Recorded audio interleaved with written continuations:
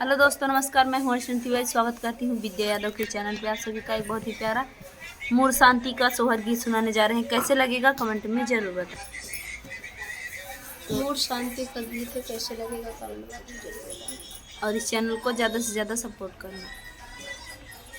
मचिया ही बैठिया सासू त बहुअरिया रजकर बहुअरिया रजकर हो। सासू आज मोरे लाल के मुर शांति ननदी बोलावऊं त ननदी बोलावऊं हो।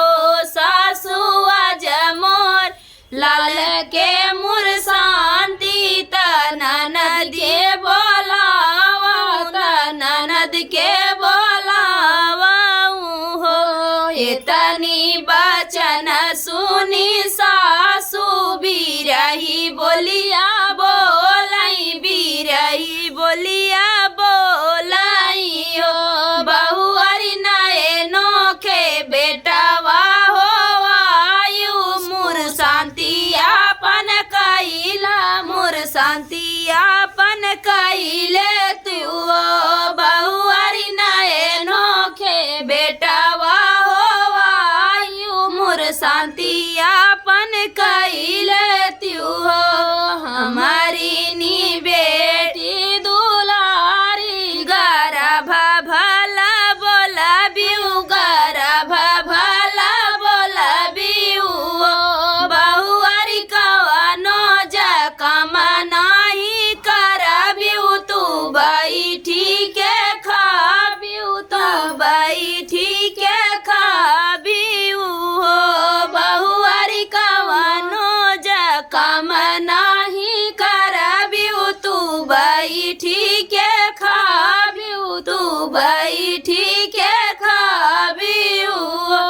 हमारे नीलाल के मुर शांति गर्भ नाही बोलब गर्भ नाही बोलबइयो। सासू ननदी से कम ना करइबै पलंग बैठइबै पलंग बैठइबै।